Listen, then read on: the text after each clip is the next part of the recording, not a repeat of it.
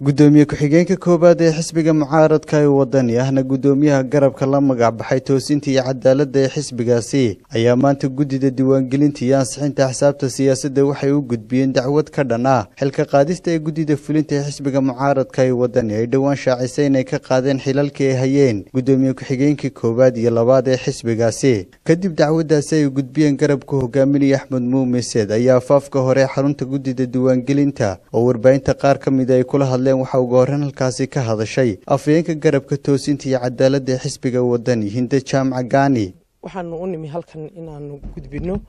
dacwaddii aanu waqti badan ka sheegnay saxaafadaha iyo goobaha aanu dadka taageerayaasheeda kula kulmayno taasoo runtii isugu jirta garabo badan kowna ay ka tahay in sifo sharci darro ah lagaga qaaday gudoomiye ku-xigeenkii koobaad ee xisbiga mucaaradka ee wadani iyo gudoomiye ku-xigeenkii labaad ee xisbiga mucaaradka ee wadani kuraasidii iyo xubinnimadii ay xisbiga ku lahaayeen tacab badan iyo maal badan iyo juhdi badan iyo dadaal badan geliyeen taas oo gabi ahaanba dadka ka qaadaya aanay ahayn dad xaq u leh inay ka qaadaan ama ka qaadi kara taas ayaanu nuqulkii dacwadda keenay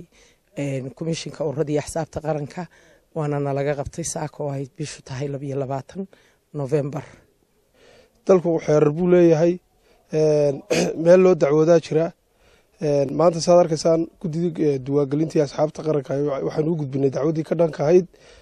xilka qaadista sharci darro xafiiska xeerlaalinta og baanu siinay wixii ka soo baxay natiijadii ka soo bixi doona insha Allah waa mid aan u hogaansamaani doono dacwadan ay maanta garabka toosinta iyo cadaaladda la magac baxay xisbiga mucaaradka ee wadani ay u gudbiyeen guddida diiwaangelinta iyo ansixinta xisaabta siyaasadda ee Somaliland ayaa waxa uu ka dambeeyay kadib markii dhowaan guddida fulinta ee xisbiga mucaaradka ee wadani warmurtiyeed ay soo saareen ay ku sheegeen in xilka ay kaga qaadeen gudoomiye ku-xigeenkii koobaad iyo labaad ee xisbiga mucaaradka ee wadani taasoo ay ku sababeeyeen inay jebiyeen mas'uuliyiintaasi xeer hoosaadku yaalay xisbigaasi Cabdiraxmaan Abdullaahi Fantastic Star TV